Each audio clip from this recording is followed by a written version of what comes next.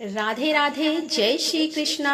आप सभी का स्वागत करती हूँ अपने YouTube चैनल पर। दोस्तों, पूर्णिमा के शुभ अवसर पर घरों में श्री सत्यनारायण भगवान की कथा का पाठ या श्रवण किया जाता है। ऐसी मान्यता है कि पूर्णिमा का दिन श्री सत्यनारायण भगवान की कथा सुनने के लिए सबसे शुभ दिनों में से एक दिन होता है। तो आज की इस वीडियो में आप सभी भक्तजन सुनेंगे श्री सत्यनारायण भगवान की संपूर्ण कथा। हम सभी भक्त मिलकर भगवान श्री गणेश जी का ध्यान करते हुए और श्री सत्यनारायण भगवान के श्री चरण कमलों का स्मरण करते हुए आज की इस कथा का शुभारंभ करते हैं। तो प्रेम से बोले श्री सत्यनारायण भगवान की जय। तो दोस्तों, सुनते हैं पहला अध्याय। एक समय नैमिषारण्य तीर्थ में सौनक आदि सभी ऋषियों और मुनियों ने पुराण शास्त्र के विज्ञाता श्री सूत जी महाराज से पूछा कि हे महामुनि, किस व्रत अथवा तपस्या से मनोवांछित फल प्राप्त होता है, उसे हम सब सुनना चाहते हैं। तब श्री सूत जी बोले कि इसी प्रकार देव ऋषि नारद जी के द्वारा भी पूछे जाने पर भगवान श्री कमलापति जी ने उनसे जैसा कहा था मैं उसे कह रहा हूँ। आप लोग सावधान होकर सुनिए। एक समय योगी नारद जी लोगों के कल्याण की कामना से विविध लोगों में भ्रमण करते हुए पृथ्वी लोक में आए और यहाँ उन्होंने अपने कर्म फल के अनुसार नाना योनियों में उत्पन्न सभी प्राणियों को अनेक प्रकार के क्लेश दुख भोगते हुए देखा तथा किस उपाय से इनके दुखों का सुनिश्चित रूप से नाश हो सकता है, ऐसा मन में विचार करके वे विष्णु लोक को गए। वहाँ 4 भुजाओं वाले शंख चक्र गदा पद्म और बनमाला से विभूषित शुक्ल वर्ण भगवान श्री नारायण जी के दर्शन कर उन देवादिदेव की स्तुति करने लगे।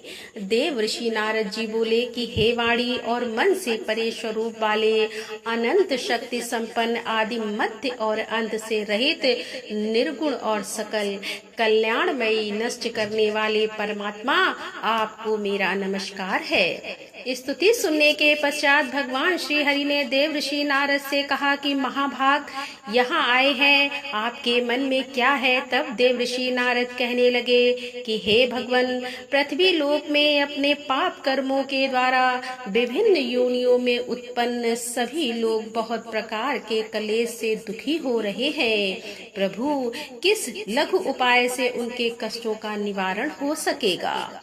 यदि आपकी कृपा मेरे ऊपर हो तो वह सब मैं सुनना चाहता हूँ। आप कृपा पूर्वक यह सब मुझे बताएं। तब श्री भगवान ने कहा कि हे वत्स, संसार के ऊपर अनुग्रह करने की इच्छा से आपने बहुत अच्छी बात पूछी है। जिस व्रत के करने से प्राणी मोह से मुक्त हो जाता है, उसे मैं आपको बताता हूँ, सुनिए। हे वत्स, स्वर्ग और पृथ्वी लोक में दुर्लभ भगवान सत्यनारायण का एक महान व्रत है। आपके स्नेह के कारण इस समय मैं उसे कह रहा हूँ। अच्छी प्रकार विधि विधान से भगवान सत्यनारायण जी का व्रत करके मनुष्य शीघ्र ही सुख प्राप्त कर परलोक में मोक्ष प्राप्त कर सकता है। तब भगवान की ऐसी वाणी सुनकर देव ऋषि नारद कहने लगे कि हे प्रभु, इस व्रत को करने का फल क्या है, इसका विधान क्या है, इस व्रत को किसने किया और इसे कब करना चाहिए, ये सब भी विस्तार पूर्वक बतलाइए। तब भगवान श्री हरि कहने लगे कि यह श्री सत्यनारायण जी व्रत दुख शोक आदि का समन करने वाला, धन धान्य की वृद्धि करने वाला, सौभाग्य और संतान देने वाला तथा सर्वत्र विजय प्रदान करने वाला है। जिस किसी भी दिन भक्ति और श्रद्धा से संवित होकर मनुष्य ब्राह्मणों और बंधु बांधवों के साथ धर्म में तत्पर होकर सायंकाल में भगवान श्री सत्यनारायण जी की पूजा करे, नैवेद्य के रूप में उत्तम कोटि के भोजनी पदार्थों को सवाय मात्र में भक्ति पूर्वक अर्पित करना चाहिए। केले के फल भी दूध, गेहूं का चूर्ण अथवा गेहूं के चूर्ण के अभाव में साठी का चूर्ण, शक्कर या गुड़, यह सब योग्य सामग्री सवाव मात्रा में एकत्रित कर निवेदित करनी चाहिए। बंधु बांधव के साथ श्री सत्यनारायण भगवान जी की कथा सुनकर ब्राह्मणों को भोजन कराना चाहिए और भक्ति पूर्वक प्रसाद ग्रहण करके नृत्य गीत आदि का आयोजन करना चाहिए। इसके पश्चात भगवान सत्यनारायण का स्मरण करते हुए अपने घर को जाना चाहिए। ऐसा करने से मनुष्यों की मनोकामनाएं अवश्य पूर्ण होती है और विशेष रूप से कलयुग में पृथ्वी लोक पर यह सबसे छोटा और सरल उपाय है। दूसरा अध्याय। श्री सूत जी ने कहा कि हे ऋषियों, जिन्होंने पहले समय में इस व्रत को किया है उसका इतिहास भी बताता हूँ, आप सब ध्यान पूर्वक सुने। सुंदर काशीपुरी नगरी में एक अत्यंत निर्धन ब्राह्मण रहता था। वह ब्राह्मण भूख और प्यास से बेचैन होकर पृथ्वी पर घूमता रहता था। ब्राह्मणों से प्रेम करने वाले श्री विष्णु जी ब्राह्मण को देखकर एक दिन बूढ़े ब्राह्मण का रूप धारण कर ब्राह्मण के पास जाकर आदर के साथ पूछने लगे कि हे विप्रदेव, तुम नित्य ही दुखी होकर पृथ्वी पर क्यों घूमते हो? तब उस ब्राह्मण ने कहा कि मैं भिक्षा के लिए पृथ्वी पर विचर रहा हूँ। हे भगवान, यदि आप इससे छुटकारा पाने का कोई उपाय जानते हो तो कृपा कर मुझे बताएं। वृद्ध ब्राह्मण का रूप धारण किए हुए श्री विष्णु जी ने कहा कि हे ब्राह्मण, श्री सत्यनारायण भगवान मनोवांछित फल देने वाले हैं, इसीलिए तुम उनका पूजन करो। इससे मनुष्य सब दुखों से मुक्त हो जाता है। ब्राह्मण को व्रत का सारा विधान न बताकर बूढ़े ब्राह्मण का रूप धारण करने वाले श्री भगवान जी अंतर ध्यान हो गए। जिस व्रत को वृद्ध ब्राह्मण ने बताया मैं उसे अवश्य करूंगा, ऐसा निश्चय कर वह ब्राह्मण घर चला गया। अगले दिन वह जल्दी उठा और श्री सत्यनारायण जी का व्रत करने का निश्चय कर भिक्षा मांगने के लिए चल दिया। उस दिन उसको भिक्षा में बहुत सारा धन मिला, जिससे उसने पूजा का सामान खरीदा और घर आकर अपने बंधु बांधव के साथ श्री सत्यनारायण जी का व्रत किया। ऐसा करने से वह ब्राह्मण सब दुखों से छुटकर अनेक प्रकार की सुख समृद्धि से मुक्त हुआ।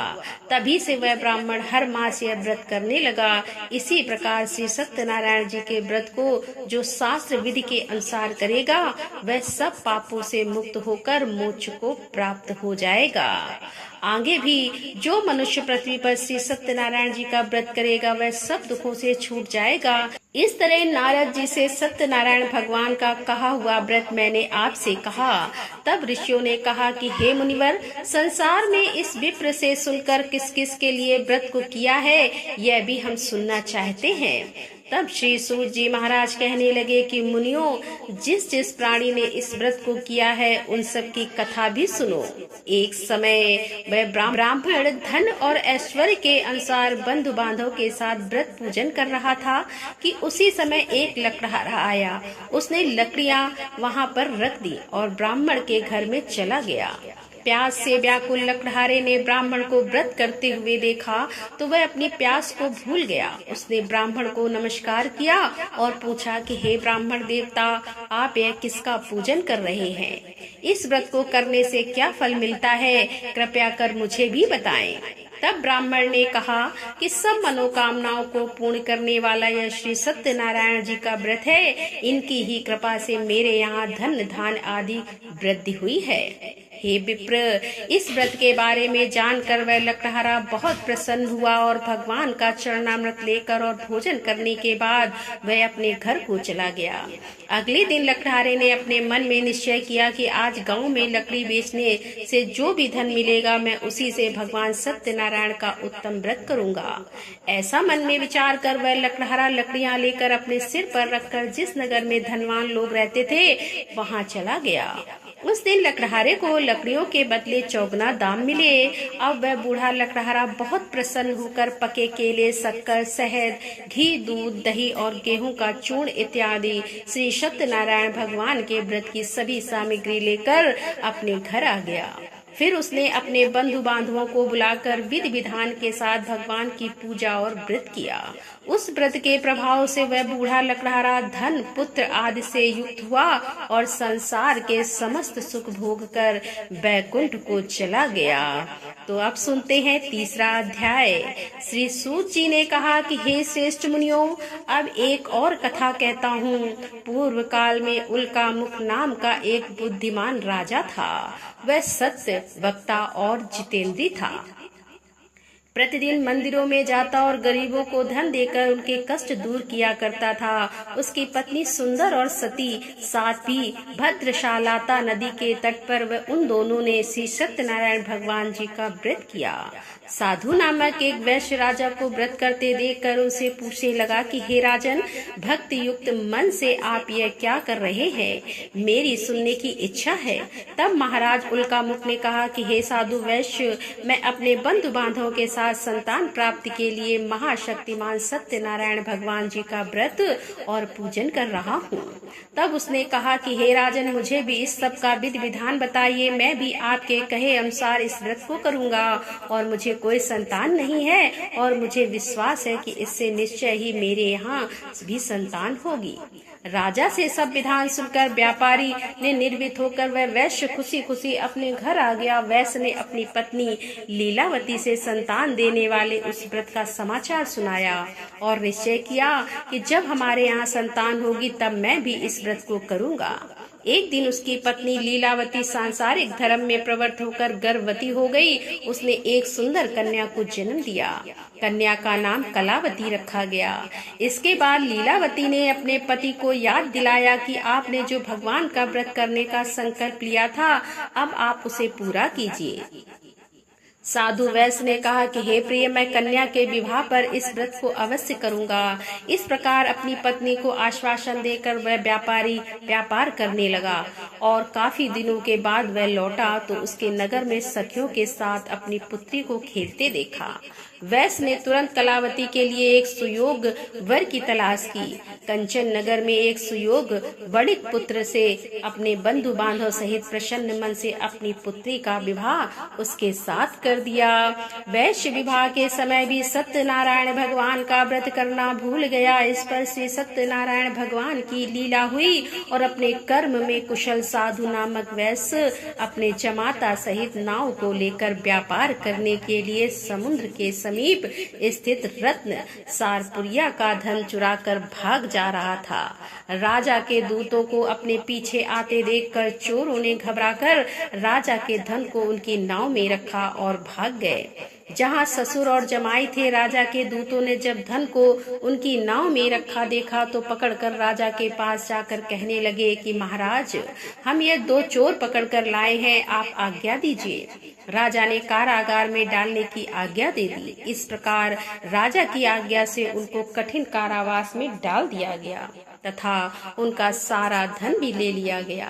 सत्यनारायण भगवान जी की लीला के अनुसार साधु वैश्य की पत्नी लीलावती और पुत्री कलावती भी घर पर बहुत दुखी हुई और उनके घर में रखा हुआ सारा धन चोर चुरा कर ले गए। एक दिन शारीरिक और मानसिक पीड़ा से और भूख प्यास से अति दुखित होकर भोजन की चिंता में कलावती एक ब्राह्मण के घर गई। उसने श्री सत्यनारायण भगवान का व्रत होते देखा। उसने कथा सुनी और प्रसाद ग्रहण कर रात को घर आई। तब माता ने कलावती से पूछा कि हे पुत्री, तू अब तक कहाँ रही और तेरे मन में क्या है? तब कलावती कहने लगी कि हे माता, मैंने श्री सत्यनारायण भगवान का व्रत होते देखा है। तब कलावती वचन सुनकर लीलावती ने सत्यनारायण भगवान जी के पूजन की तैयारी की। उसने परिवार और बंधु बांधव सहित मिलकर श्री सत्यनारायण भगवान जी का पूजन और व्रत किया और मनोकामना मांगी कि मेरे पति और दामाद शीघ्र ही घर लौट आए। साथ ही उनसे प्रार्थना भी की कि हे प्रभु, हम सबके अपराध क्षमा कीजिए। श्री सत्यनारायण भगवान जी इस व्रत से संतुष्ट हो गए। उन्होंने राजा चंद्रकेतु को स्वप्न में दर्शन देकर कहा कि हे राजन, जिन दोनों वैश्य को तुमने बंदी बना रखा है वे निर्दोष है, उन्हें प्रातः काल ही छोड़ देना। राजा से ऐसा कहकर भगवान अंतर ध्यान हो गए और प्रातः काल राजा चंद्रकेतु ने सभा में सभी को अपना स्वप्न सुनाया और सैनिकों को आज्ञा दी कि दोनों को कारागार से मुक्त कर सभा में लाया जाए। दोनों ने आते ही राजा को प्रणाम किया। तब राजा उनसे कहने लगा कि हे महानुभाव, तुम्हें अज्ञानतावश ऐसा दुख हुआ है, अब तुम्हें कोई भय नहीं है, अब तुम दोनों मुक्त हो। ऐसा कहकर राजा ने उन्हें नए नए वस्त्र आभूषण दिए और उनका जितना धन लिया था उसे दोगुना कर उन्हें आदर और सम्मान से विदा कर दिया। चौथा अध्याय। श्री सूत जी ने कहा कि वैश्य और उसके जमाई ने मंगलाचार करके यात्रा आरंभ की और अपने नगर की ओर चल पड़े। थोड़ी ही दूर आगे बढ़े थे कि एक दंडी वैश्य श्री भगवान जी उन्हें मिले और उनसे पूछने लगे कि हे वैश्य, तेरी नाव में क्या है? अभिमानी बड़ी हंसता हुआ कहने लगा कि दंडी, आप क्यों पूछते हैं? क्या धन लेने की इच्छा है? मेरी नाव में तो बेल और पत्ते भरे हैं। वैश्य के कठोर वचन सुनकर दंडी रूप ने भगवान ने कहा, तुम्हारा वचन सत्य हो। ऐसा कहकर वे वहां से कुछ दूर जाकर समुद्र के किनारे बैठ गए। दंडी महाराज के जाने के पश्चात वैश्य नित्य कथा से निर्मित होने के बाद जब नाव को ऊंची उठी देखा तो बड़ी हैरानी हुई और नाव में बेल पत्ते आदि देखकर मूर्छित होकर जमीन पर गिर पड़ा। होश आने पर अत्यंत शोक प्रकट करने लगा। तब उसकी जमाई ने कहा, पिताजी आप शोक ना करें, यह दंडी महाराज का ही काम है, अतः उनकी शरण में ही हमें चलना चाहिए, तभी हमारी मनोकामना पूरी हो सकेगी। जमाई के वचन सुनकर दंडी महाराज के पास पहुंचा और भक्ति भाव से उन्हें प्रणाम करके कहने लगा कि हे प्रभु, मैंने जो आपसे असत्य वचन कहे थे उनके लिए मुझे क्षमा कर दीजिए। ऐसा कहकर वैश्य रोने लगा। तब दंडी भगवान बोले कि हे बड़े पुत्र, मेरी आज्ञा से ही तुझे बार बार दुख प्राप्त हुआ है, क्योंकि तू मेरी पूजा से विमुख हुआ है। तब उसने कहा कि हे भगवान, आपकी माया से ब्रह्म देवी आपकी पूजा करूंगा, कृपया मेरी रक्षा कीजिए और पहले के समान मेरी नौका को धन से भर दीजिए। उसके इस प्रकार भक्ति युक्त वचन सुनकर सत्यनारायण भगवान प्रसन्न हो गए और उसकी इच्छा के अनुसार वरदान देकर अंतर ध्यान हो गए। तब ससुर और जमाई दोनों ने नाव पर आकर देखा कि नाव तो धन से भरी हुई थी। फिर वह भगवान सत्यनारायण जी का पूजन कर अपने जमाई सहित अपने नगर की ओर चल पड़ा। जब वह अपने नगर के निकट पहुंचा तब उसने एक दूत को अपने घर भेजा कि दूत ने वैश्य के घर जाकर उसकी पत्नी को नमस्कार किया और कहने लगा कि आपके पति अपने दामाद सहित इस नगर के समीप आ गए हैं। लीलावती और उसकी कन्या कलावती उस समय भगवान का पूजन कर रही थी। दूत का वचन सुनकर साधु की पत्नी ने बड़े हर्ष के साथ सत्यदेव का पूजन पूर्ण किया और अपनी पुत्री से कहने लगी कि मैं अपने पति के दर्शन को जाती हूँ, तू भी पूजा समाप्त कर शीघ्र आ जाना। परंतु कलावती पूजन और प्रसाद छोड़कर जल्दी जल्दी अपने पति के दर्शन करने के लिए चली गई, परंतु उसको पति के दर्शन प्राप्त ही नहीं हुए। नौका को डूबा हुआ और कन्या को रोती हुई देखकर वैश्य दुखी होकर कहने लगा कि हे प्रभु, मुझसे या मेरे परिवार से जो भूल हुई है उसे क्षमा कीजिए। इस प्रकार वह रोने लगा।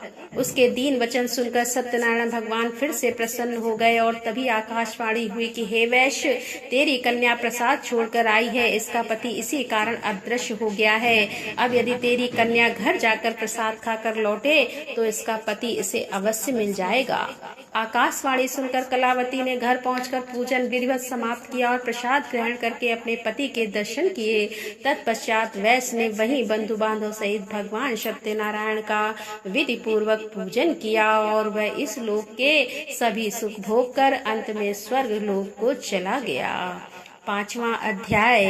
श्री सूत जी ने आगे कहा कि ऋषियों, मैं एक और कथा भी कहता हूँ। प्रजापालन में लीन तुंगध्वज नाम का एक राजा रहा करता था। उसके भगवान सत्यनारायण का प्रसाद त्याग कर बहुत दुख पाया। एक समय राजा वन में वन्य पशुओं को मारकर वट के वृक्ष के नीचे आया। वहाँ उसने ग्वालों को भक्ति भाव से बंधु बांधव सहित श्री सत्यनारायण जी का व्रत पूजन करते देखा, परंतु राजा यह सब भी अभिमानवश ना तो वहां गया और ना ही सत्यनारायण भगवान को प्रणाम किया।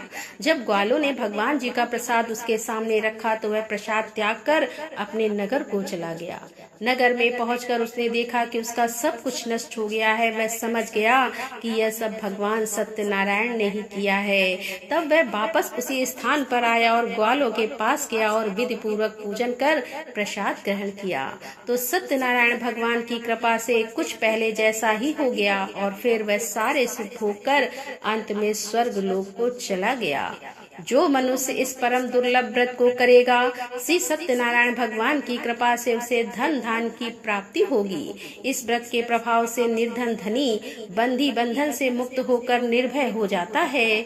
संतानों को संतान की प्राप्ति होती है और सभी मनोरथ पूर्ण होकर अंत में वह वैकुंठ धाम को जाता है। जिन्होंने पहले इस व्रत को किया, अब उनके दूसरे जन्म की कथा भी सुनिए। सतानंद नामक ब्राह्मण ने सुदामा के रूप में जन्म लेकर भगवान कृष्ण भक्ति पर मोक्ष प्राप्त किया। उल्का मुख नाम के महाराज राजा दशरथ बने और श्री रंगनाथ जी का पूजन कर वैकुंठ को प्राप्त हुए। साधु नाम के वैश्य ने धर्मात्मा और सत्य प्रतीक राजा मोर ध्वज बनकर अपने पुत्र को आरे से चीरकर मोक्ष को प्राप्त हुए। महाराज तुंग ध्वज स्वयं मनु हुए। उन्होंने बहुत से लोगों को भगवान की भक्ति में लीन कर मोक्ष प्राप्त किया। और वह लकड़हारा भील अपने अगले जन्म में गुह नामक निषाद राजा हुए, जिनके भगवान श्री राम के चरणों की सेवा कर मोक्ष प्राप्त किया। तो यहाँ पर सत्यनारायण भगवान की व्रत कथा समाप्त होती है। तो प्रेम से बोले श्री सत्यनारायण भगवान की जय।